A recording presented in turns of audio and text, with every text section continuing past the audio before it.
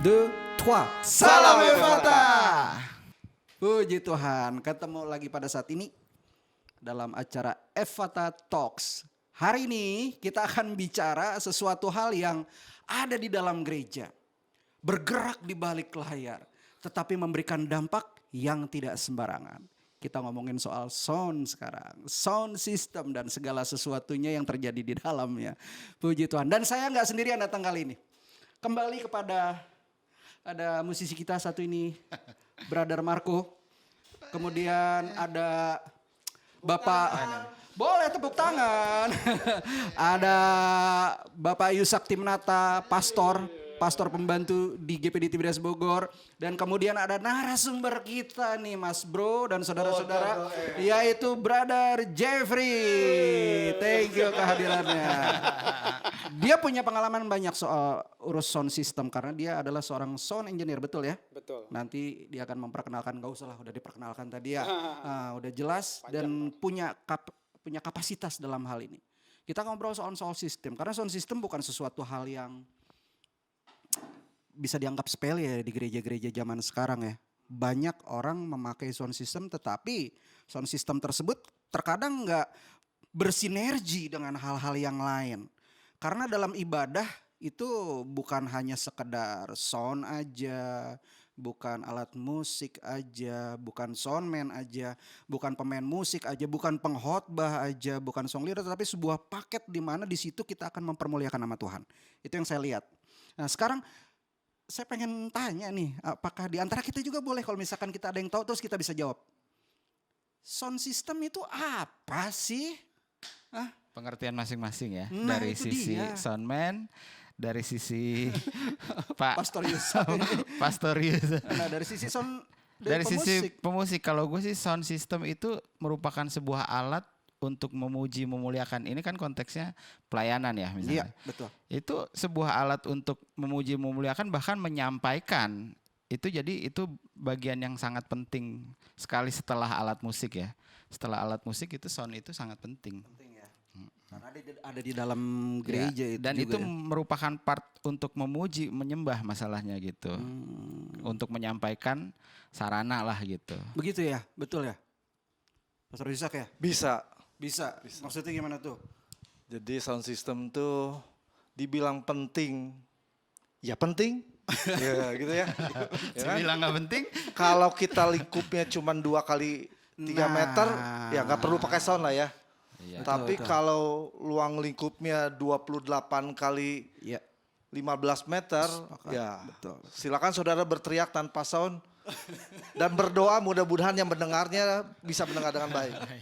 Disitulah peran sound bagaimana menyampaikan suara yang baik dan dapat didengar dengan jelas, baik vokal, baik musik, sarana apapun untuk sampai kepada pendengar. Nah itulah alat bantu sound system yang sangat penting kalau ruang lingkupnya cukup luas. Menurut saya sih seperti itu. Jadi memang saya belum menjawab pertanyaan pertama, nanti sekaligus saja sama narasumbernya nih berarti ya. Karena ternyata dari sisi pandangan ada 2 orang ini sound system itu penting.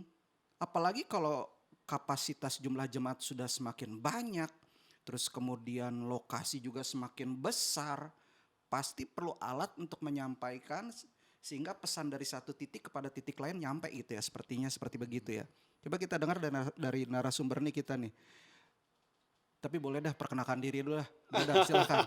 Nama terus sebagai apa? Nama saya Jeffrey, kebetulan saya bekerja di satu perusahaan sebagai sistem engineer dan produk spesialis. Apa perlu saya sebut? Asal di endorse. Saya seorang soundman juga di gereja, di salah satu di Jakarta, di Every Nation. Itu aja sih jabatan. Paling hari-hari kegiatan ya di TV swasta yang sering kita nonton, suka nangis-nangis. Dramanya. Oke, sampai di situ dulu. Sampai suka Dramanya nangis-nangis. itu begitu.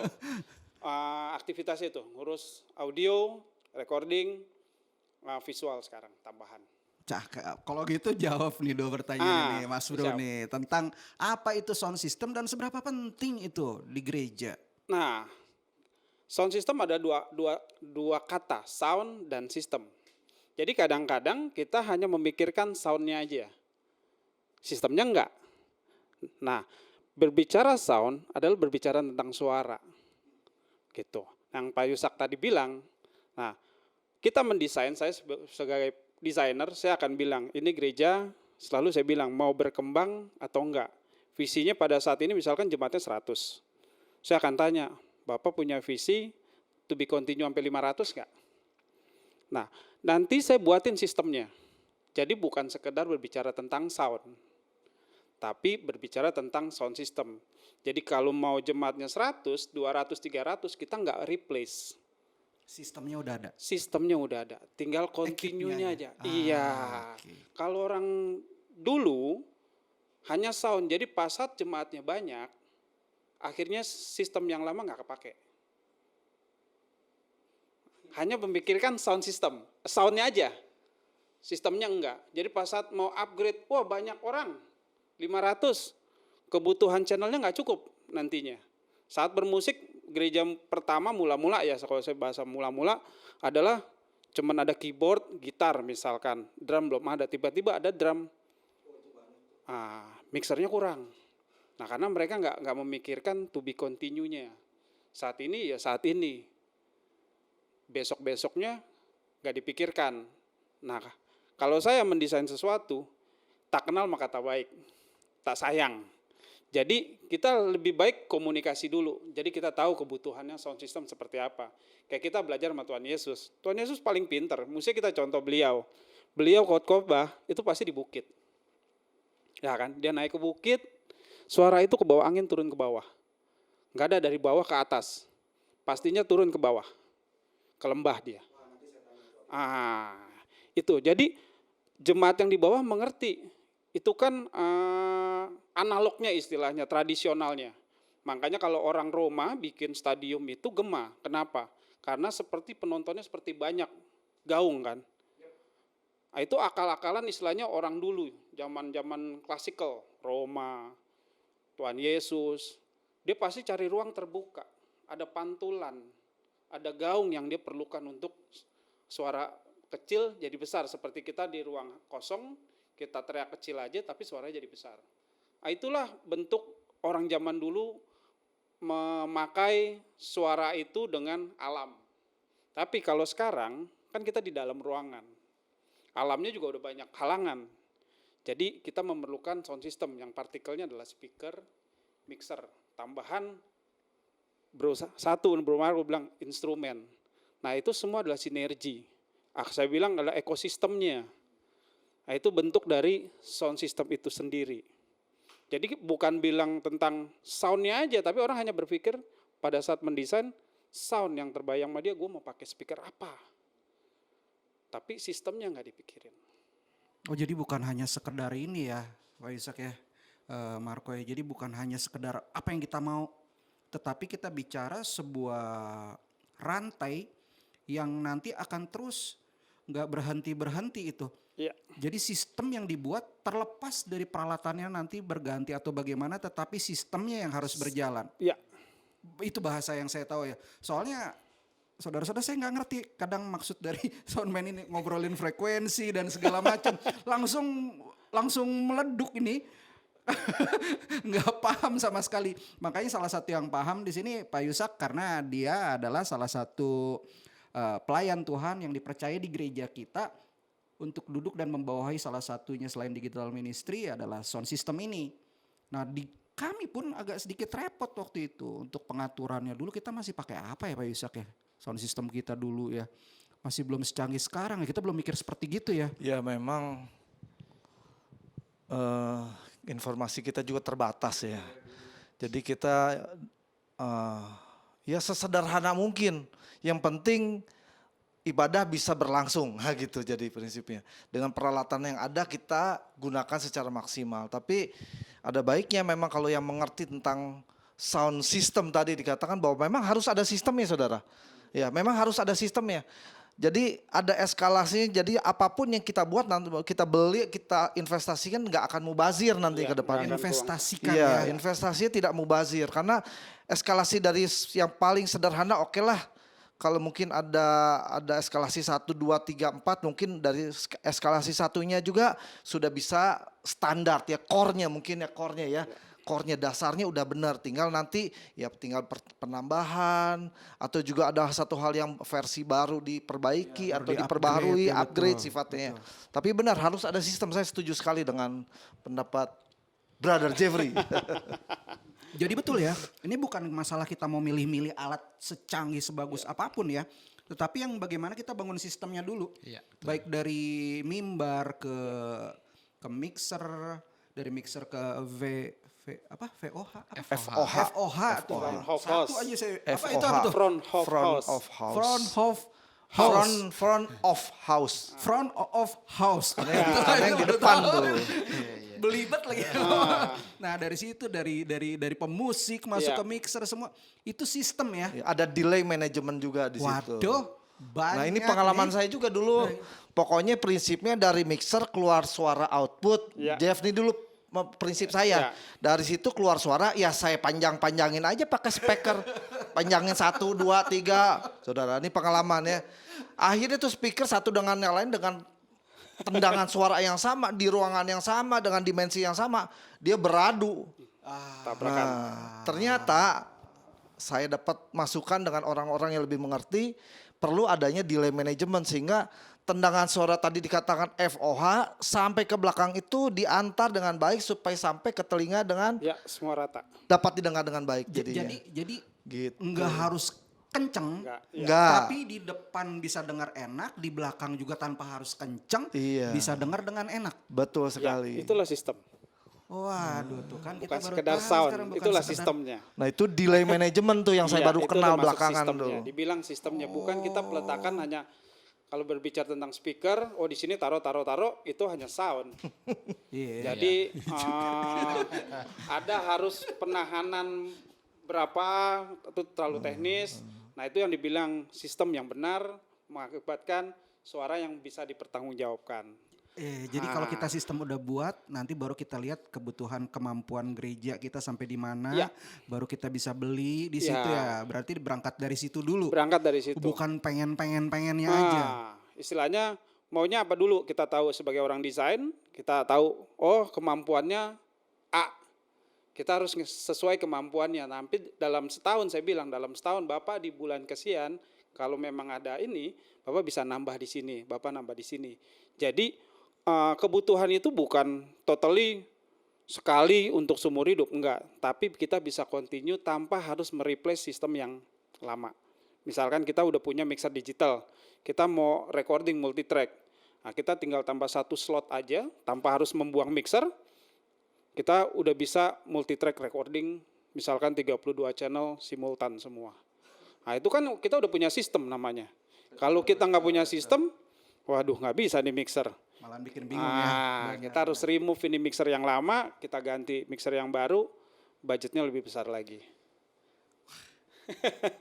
Tapi kalau di dalam sound system ini, dalam perangkat sistem ini udah nggak bicara soal fasilitas atau perangkat saja dong. Berarti di dalamnya juga udah ada yang namanya SDM itu sendiri dong. Iya, betul. Manusianya yang mengoperasikannya. Emang seberapa besar sih soundman ini punya peranan? Mumpung ada nih. Apakah kalau ada mungkin ada soundman yang pegang mixer, ada orang sound engineer lagi yang bidang-bidang tertentu, saya nggak ngerti nih. Apakah peran soundman juga termasuk penting dalam sistem tersebut? Karena kan pasti mau ngatur dari pemusik, dari song leader kalau misalkan nih Pastor Yusak juga ada sebagai worship leader di sana. Ya. Gue dulu. Oke. Jadi Boleh, gue sok. dulu tuh pernah diajarin gini sama pemain bass Ya. jazz lah, udah senior. Dia bilang soundman itu ibarat kata sama kayak personil band. Ya. Jadi misalnya personil lu ada 4, ya soundman itu Ya, orang orang kelima kelima. dari Betul. band lu berarti. Betul. Oke. Ya. Oh gitu ya, ya iyalah. Lu ya maksudnya secara perlakuan lu terhadap dia dan Ya. secara energi sinerginya Iya, juga begitu. betul. Itu tuh personil kelima kalau band lu berempat katanya Ya. gitu. Oh sepenting itu Om ya? Iya segitu seperti itu. Tapi gimana? Benar, itu setuju. Karena gini, di dalam band dia mewakili band itu. Warnanya band itu ungu misalkan atau merah, dia harus mewujudkan warnanya merah. Karena dia pemain band yang kelimanya atau dari pemain playernya 4. Dia yang kelima, jadi mewakili bandnya itu.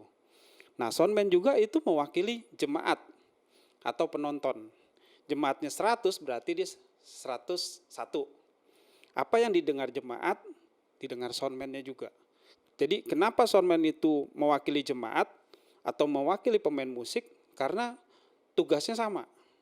Apa yang pemain musik mau sampaikan, ini pesannya nih, kita punya warna. Si soundman itu mewujudkan. Nah, untuk jemaat, apa yang diperlukan dari kebutuhan jemaat mendengarkan musik dari band tersebut atau dari ibadah tersebut? Nah, si soundman-nya harus memuaskan penonton karena dia penonton juga atau dia jemaat juga di situ. Bukannya soundman tuh duduk manis, dia main handphone, terus autopilot jalan sendiri, enggak. Emang pesawat. Oh, gitu. Ada yang banyak gitu. Jadi kadang kita kebanyakan yang Harus lama-lama. fokus dong berarti ya. Iya betul. Saya selalu kalau misalkan saya jadi soundman, saya akan berkoordinasi dengan misalnya ibadah di gereja gitu. Saya akan berkoordinasi dengan WL-nya siapa nih minggu ini, lagunya apa aja. Jadi saya tahu aransemen Marco misalkan, aransemennya ini. Kalau bisa dikirim ke saya. Apa yang mereka mewujudkan aransemennya saya juga dihafal. Oh saatnya gitar itu naik, saatnya keyboard itu naik, saatnya leader itu dan singer itu bersinergi. Jadi saya tahu warnanya. Makanya kenapa band sekuler itu membawa soundman sendiri, karena itu dia sudah tahu warnanya bandnya. Nah begitu juga saya megang band rohani. Sebelum saya megang band rohani itu, saya harus mendengarkan di mobil misalkan atau di rumah suara bandnya, lagu bandnya tersebut. Jadi saya tahu gitu, oh warnanya seperti ini, karakternya warnanya. ini. Jadi bukan harus, frekuensinya sekian, kita nggak berbicara tentang itu. Kita udah nggak bicara gitu, iya. Itu udah dalam bahasa rohani. Jadi kita harus tahu, yang dijual ini warnanya, misalkan musiknya rock. Itu di sekuler ya. Ya, nggak di gereja pun, Di misalkan gereja band rohaninya rock, ada yang dijual. Saya contoh misalkan gospel, musik gospel. Musik gospel itu cuma 2 dulu yang harus dijual, drum dan bass. Maksudnya ditonjolkan apa? Iya. Dijual itu teh? Ditonjolkan maksudnya. Oh, dijual bisa dapat Ya cian maksudnya dong. dari aransemen itu yang warna karakternya apa, misalkan kayak dangdut, takdut. Tuh. Ini Maksudnya takdutnya itu nih. ya, bukan dijual dalam masalah itu. Bukan Maksudnya jual dan itu, ditonjolkan. maksudnya ditonjolkan. Jadi warnanya si gospel ini apa Ciri yang khas gitu ya? Ciri khasnya. Ciri khas. Ciri khasnya misalnya dia selalu bass dan drum. Yang topnya pasti duduk. Nah kalau drummernya nggak biasa begitu warnanya si black gospel itu, jangan main gospel. Yang pusing soundman-nya akhirnya. Gitu. Teman-temannya juga pusing. Ya, yang pusing akan soundman-nya. Ini gospel apa ya kan? Istilahnya begitu. Mau Gosdut jadi. gosdut ya. Mimpinya gospel, jadinya gosdut. Benar juga bisa kayak gitu. Nah itu dia yang soundman itu harus mengerti aransemen semua, bukan sekedar frekuensi.